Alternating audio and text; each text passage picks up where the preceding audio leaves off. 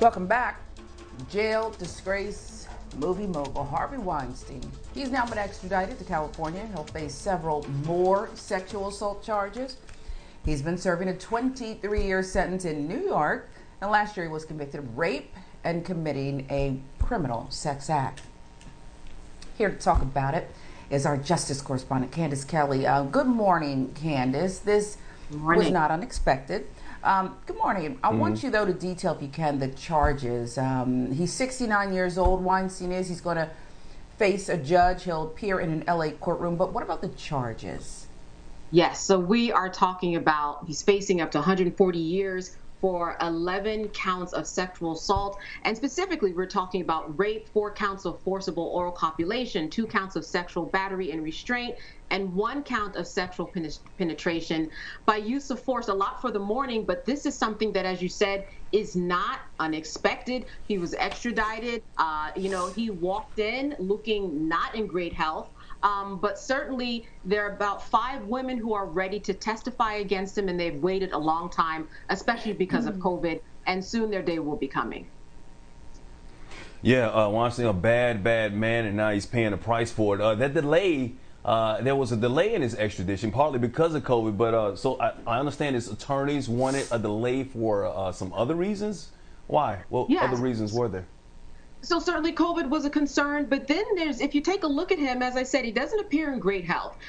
He's crouched over so that his attorneys are talking about back issues that he's been having. His attorneys are also saying that he is losing his sight and he is going blind. Now, the judge, on the other hand, is saying, well, that's fine and well, but it's not like he's going to a secluded island. He's just going over to California where they have fine medical treatment. He should be fine. So he was properly executed and will probably appear in court today to face all of these counts. So certainly a lot of concerns, but all of those thwarted by the judge. And here he is in California this morning.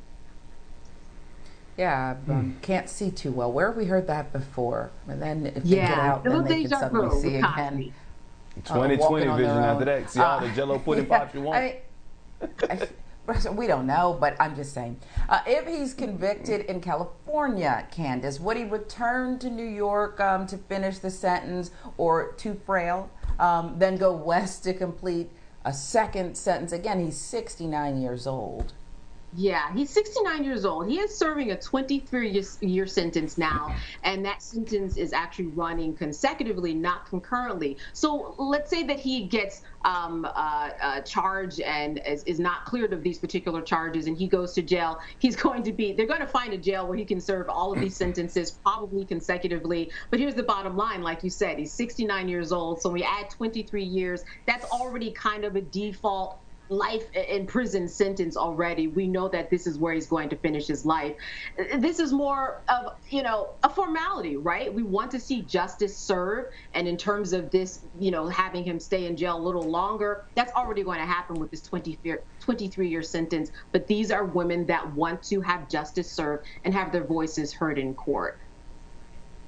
Well, we kind of brought him up a few minutes ago. We thought Bill Cosby was going to stay in jail a little bit longer than he did, but obviously he's a free man right now. Are Weinstein's attorneys looking at what happened with Cosby and saying, hey, you know what? If it happened for him, maybe it can happen for me? I know there's totally different cases, but what's their mindset right now?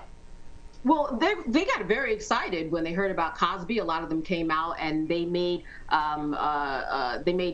statements about how they're excited about this particular Cosby case, because in the Cosby case, you had women that testified that weren't necessarily a part of the case and talked about Cosby's prior bad acts. That's what we call them, prior bad acts in court, where you can talk about it if there's maybe if they show a motive, or if they show the chance for somebody to have done something. In this case, these attorneys in the Cosby case, as well as Weinstein, are saying these women are just testifying to be testifying in a way that has nothing to do with the case. So that was one similarity. But then we know the other big similarity, and that's why the judges ultimately decided the way they did in Cosby was because of that prior deal they had that wasn't honored. So a couple of similarities, a little bit for them to get excited about, but certainly not a case as strong as Cosby's in terms of an appeal. But they are appealing right now the 23-year sentence that Harvey Weinstein got on the New York side. All right, we'll see what happens.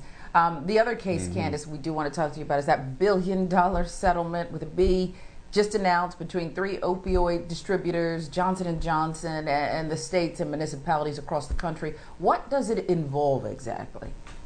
Well, so we're looking at $26 billion overall, and we are talking about a little over $1 billion that will go to New York State, and that came out with Attorney General Letitia James.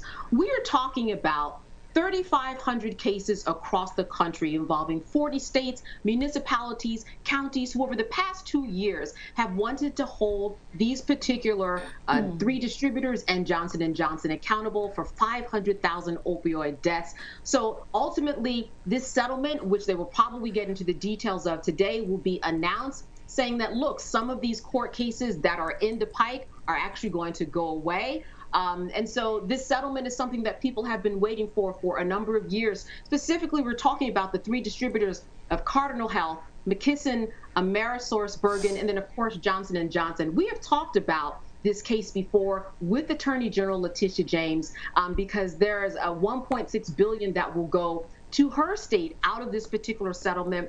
She has really been working it, and certainly this is on the heels of the fact that she made Johnson & Johnson, or was a part of the fact that they will stop even producing these particular opioid pills. So she is really winning. And that particular case in New York City, which was against these particular places, it's going to stop. Of course, there are going to be some other cases that are going on in court that are going to continue to go on.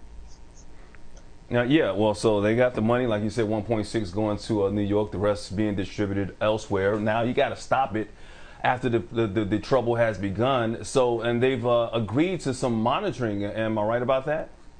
Yeah, there's going to be a clearinghouse of sorts where all of these distributors have agreed to put everything on record in terms of what types of drugs or narcotics are going to what particular state. Because if you have, hundreds of thousands of painkillers going to a particular state or county that's very, very small, that is suspicious. And a part of these lawsuits is saying, listen, you were already out. You turned a blind eye to this. You should have been responsible. Now we're going to make you responsible, and you will be red flagged based upon how much you give to each state in terms of the narcotics that are dispensed to states across the country.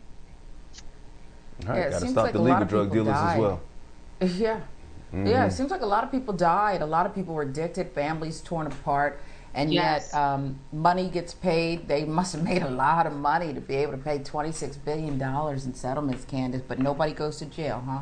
There's not going to be anybody nobody goes to jail. And by the way, part of that settlement money, while it is being used for treatment and programs, about 1.6 or 7 billion goes to some attorneys who have been working on this for years, and that was part of the holdup. Those attorneys were trying to get their fees together. Yeah. Oh, they're going to get their money. You know that. Yeah, they're going. Oh, I'm sorry, Candace. I'm sorry, Candace. I know that's your little fraternity, sorority, or whatnot, but yeah, that's right. Your brethren. I'm sorry. Well, y'all gonna get your money. Yeah, your people gonna get your. You deserve it. Yes. Sorry. You deserve it. Open and shut tomorrow, right? Thursday. Open and shut Thursday. Yes. That's we will see you for open and shut tomorrow then. All right. Enjoy the rest of your morning.